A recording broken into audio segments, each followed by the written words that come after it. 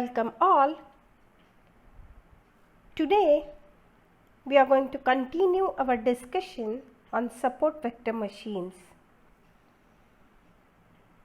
We'll be looking at introductory part of nonlinear SVM and kernel functions in this session.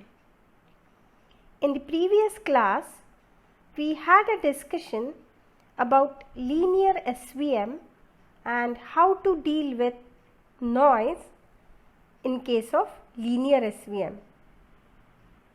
When the data sets are actually linearly separable, but if there is some amount of noise present in the data set, it is possible to have a linear decision surface.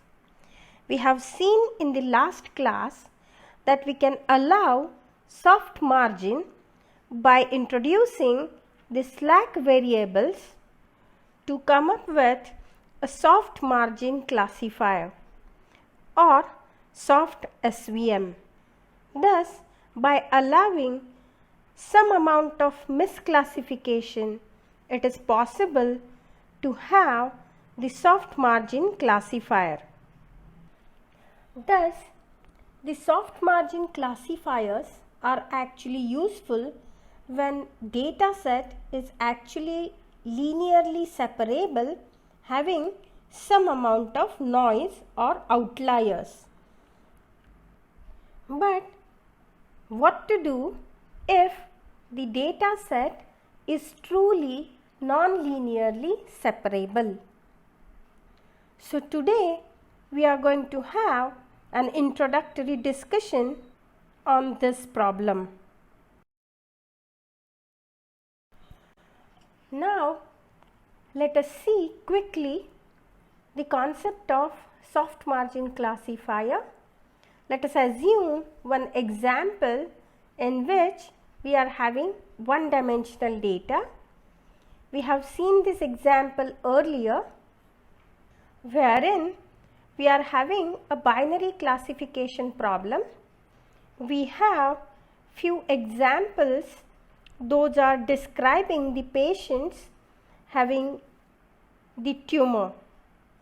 We have only one feature, that is tumor size, and based on this feature we are supposed to classify the patients whether they are having the tumor malignant or non-malignant. The data set here is having noise or it has an outlier in training data. Here we have a soft margin classifier that allows misclassification and handles the outliers in the training data. This is our decision boundary, and these are the support vectors, and this is the outlier that lies between the soft margin.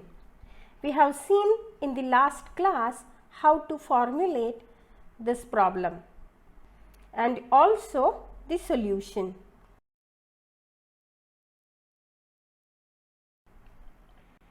Now let us see one more example of soft margin classifier. Here we are dealing with two-dimensional data. So look at this slide. We have few red samples and we have few green samples. Those are described with two features, x1 and x2. And now here we are having our soft margin classifier that is allowing the outliers in the data set. So this sample belonging to the red class, this is the outlier that lies between the soft margin, and these two red and green samples, those represent the support vectors. So here our soft margin classifier is allowing misclassification of this red sample, which is the outlier. And now just recall back how we formulated the dual. We have formulated the problem to find alpha 1, alpha 2, alpha 3 up to alpha n, such that we wanted to maximize j of alpha, that is equal to summation over I equal to 1 to n alpha I minus half summation over ij equal to 1 to n yi yj alpha I alpha j xi transpose xj. We have seen that for SVM with noise, the constraints are modified. So the constraints are subject to alpha I lies between 0 and c, and the other constraint is summation over I equal to 1 to n alpha I yi equal to 0. So this is how we formulated soft SVM. And now let us go through the solution. Here the data points which have non-zero alpha i's are the support vectors. So the solution to this dual problem is giving us W and B. These two are the parameters, those actually are being used for decision surface. Also we have seen the function, the discriminant function g of x is equal to summation over I equal to 1 to n alpha I yi xi transpose x plus b. So whenever a test sample is being presented, say it is x, we are going to use g of x to classify this test sample. So once we know the values of alpha i's and b, then by simply using this g of x formula, it is possible to classify the sample. So we are computing the dot product of the support vectors and the test sample, having other parameters in the expression. So if this summation comes out to be greater than 0, that means g of x is greater than 0, then we classify the sample as positive, otherwise negative.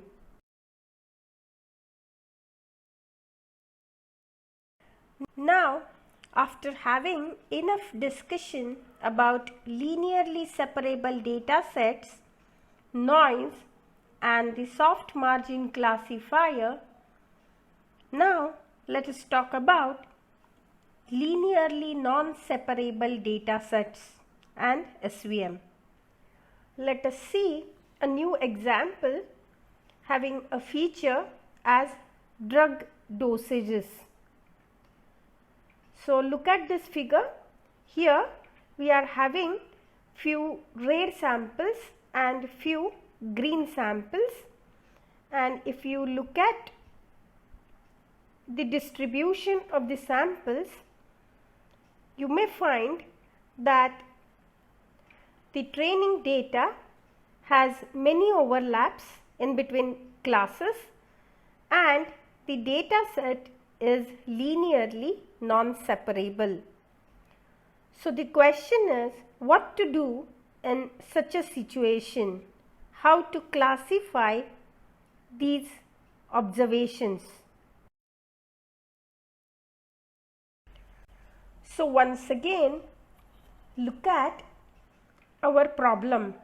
We have the red samples and the green samples. Those are described with a feature dosage.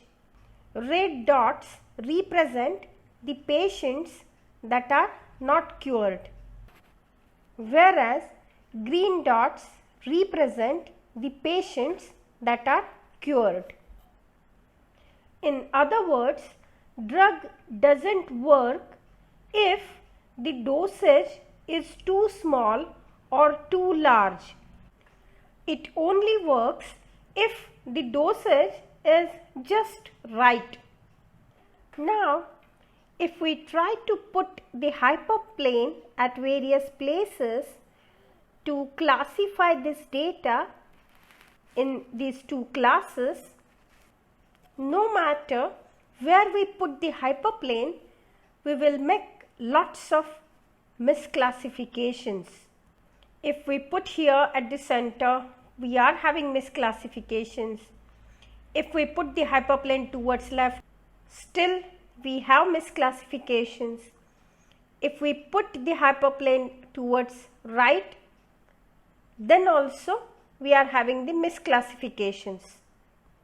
So, in this situation, soft margin classifiers are not suitable, or the soft SVM is not suitable, because they can handle only noise or the outliers to a limited quantity. But if data set itself is truly linearly non-separable, then soft margin classifiers will not help to classify such data. So, what to do?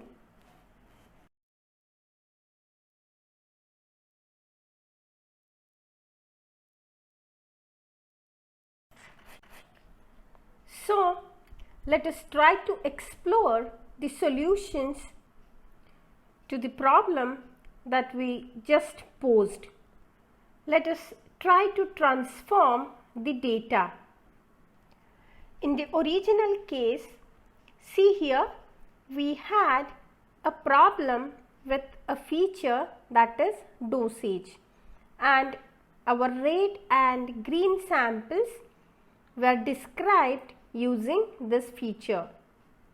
Let us take this as the horizontal axis, and let us add the vertical axis into this figure.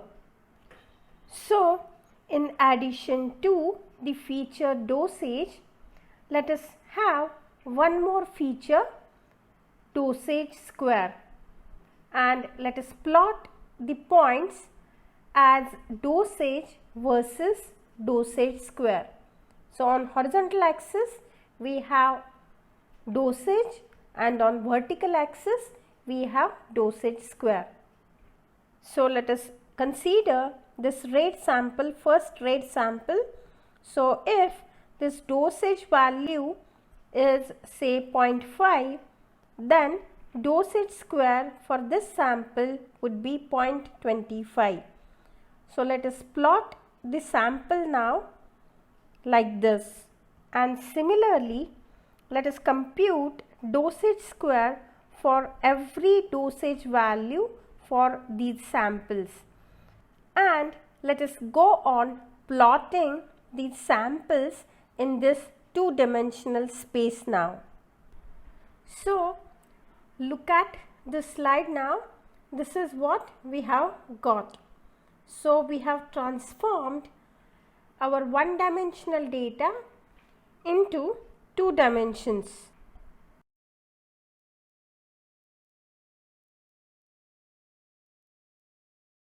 So, let us once again list out what we did. We had the original data with a single feature, that is dosage. So, we added one more feature, dosage square, and the one-dimensional space is been converted into a two-dimensional space, or the data in 1D is transformed into a data in two dimensions.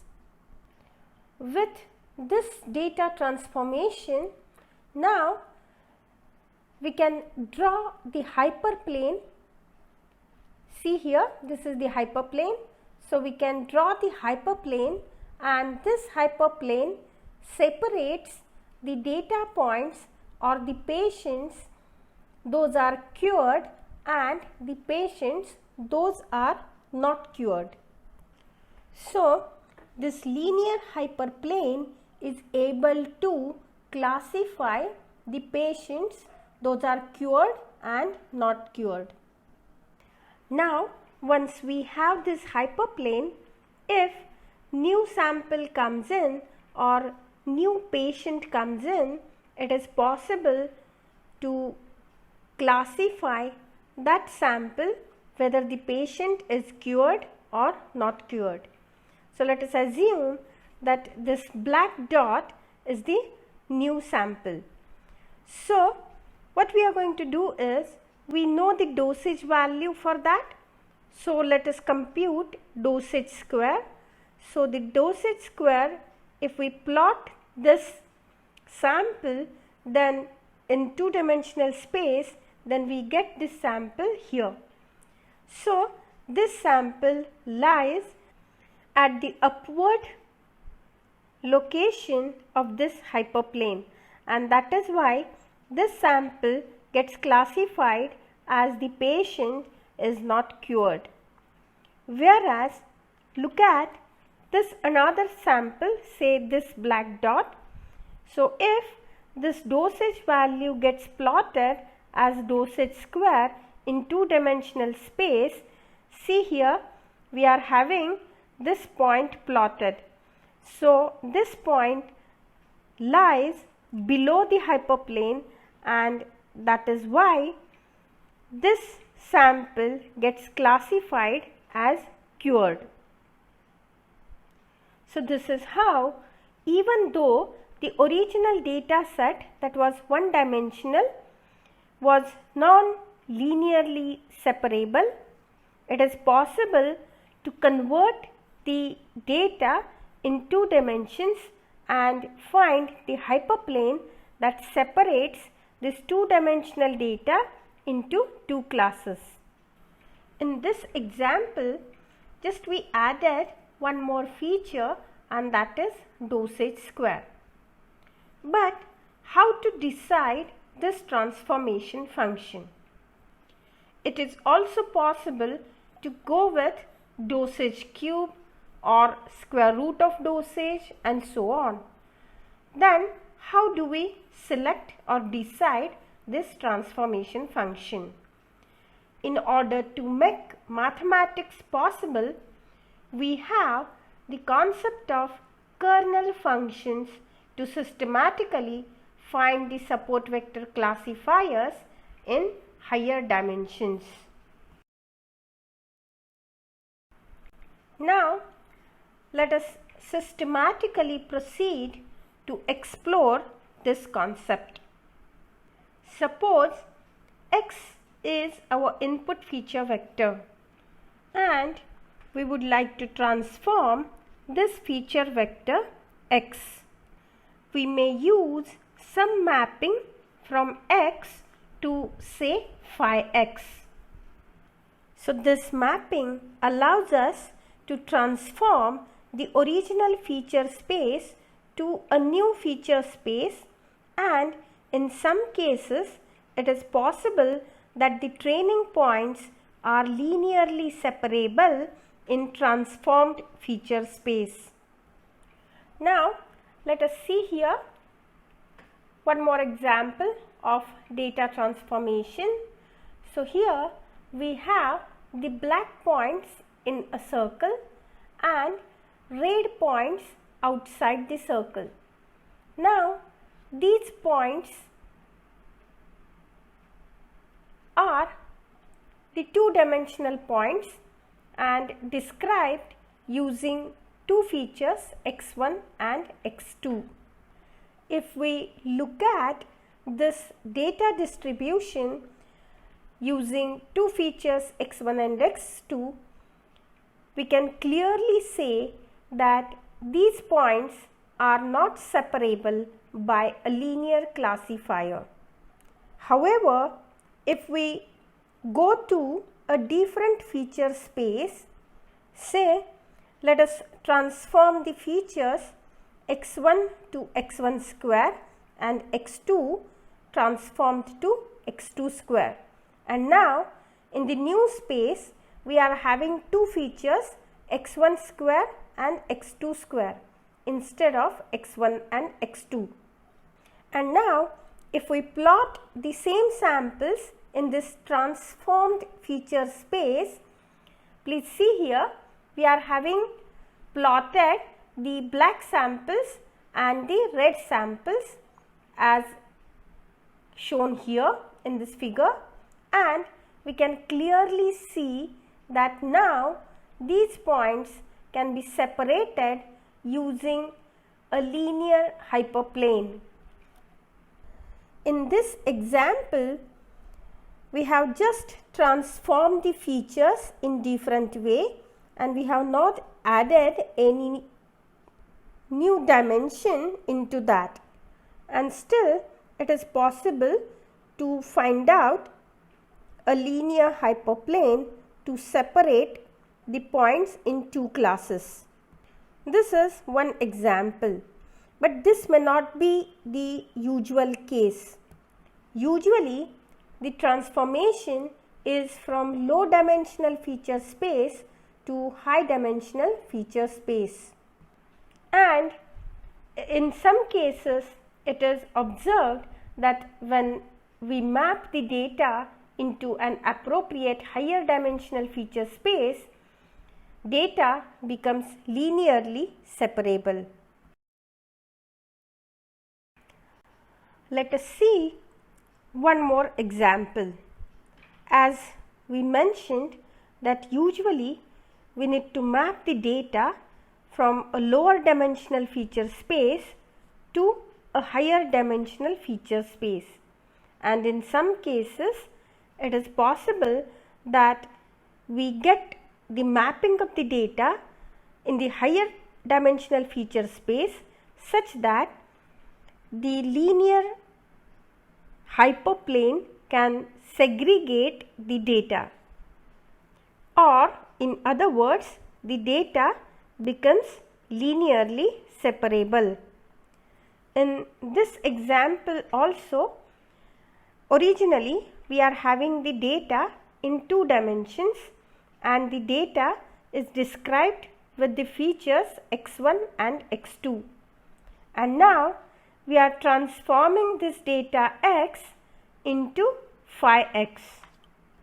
So this transformed data phi of x has now three features, and these three features are x1 square, x2 square and square root 2 x1 x2. If we plot the original points in this three-dimensional space now, what we can observe is such kind of a three-dimensional plot. So in this three-dimensional plot or in this three-dimensional space, it is possible to have a plane or a hyperplane that separates the data points in two different classes. We can clearly see that the points below the hyperplane are belonging to one class, red points, and the points above the plane belong to other class, that these are the blue points. Now as we go on transforming the original feature set into a higher dimensional feature set, and if this transformed feature set is too huge or it has many number of features, then what about the computational cost? We have seen earlier, while solving SVM, we need to find summation over ij equal to 1 to n. N denotes the number of training examples.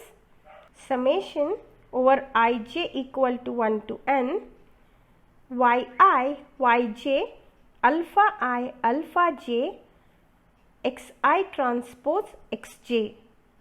We need to compute this pairwise, and if we have n training examples, we need to carry out the computation n square times, and each time we need to compute a dot product xi, xj.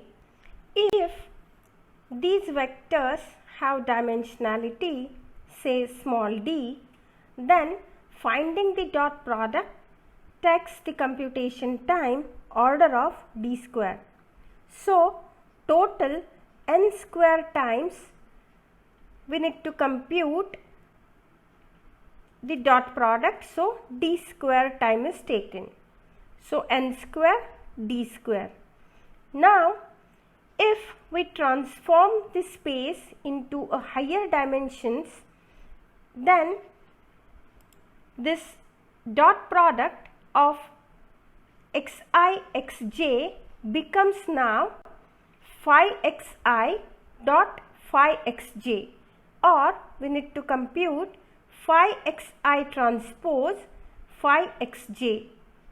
And if dimensionality of phi x is, say, capital D, and if capital D is much larger than small d, then the dot product needs computation time order of capital D square, and once again this needs to be done n square times.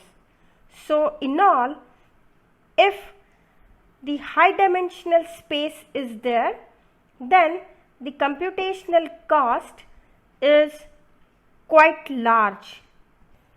And here comes the concept of kernel functions. Using kernel functions, it is possible to achieve this transformation without any major implication on computational cost. Now let me introduce the concept of kernels.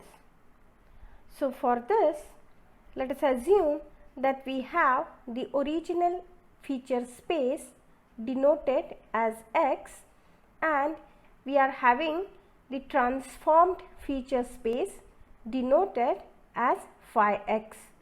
So x gets transformed into phi of x. Let us assume that we are having 2 points in the original feature space, and those are denoted as xa and xb. After transformation to the new space, these 2 points become phi xa and phi xb. As we know, in SVM we need to compute the dot products between the pairs of points. So in SVM, in the original feature space, we need to compute the dot product of xa and xb.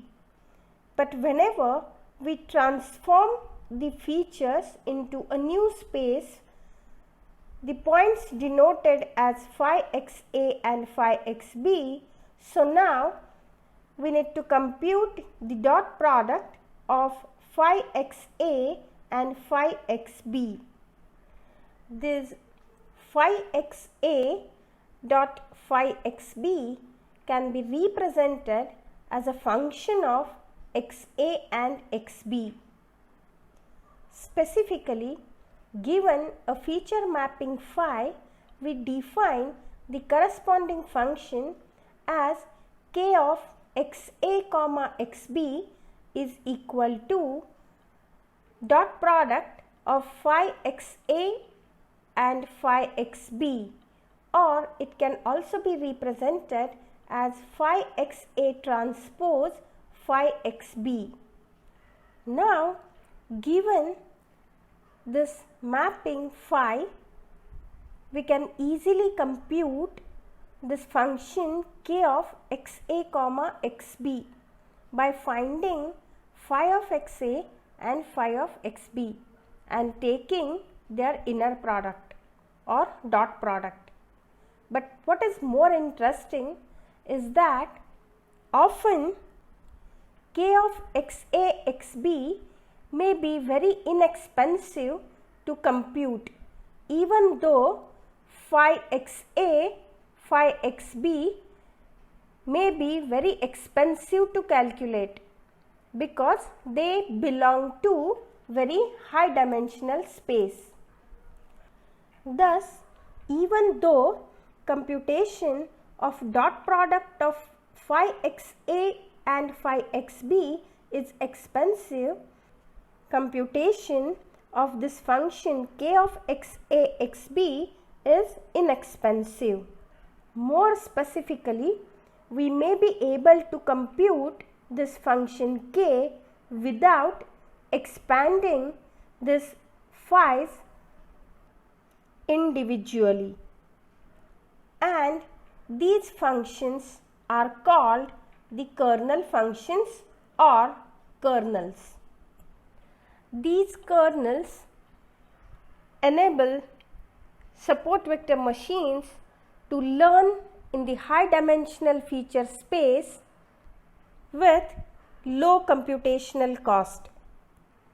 I hope you must have understood the limitation of soft margin classifier, data transformation, the associated computational cost, and the notion of kernel functions that makes SVM computationally efficient.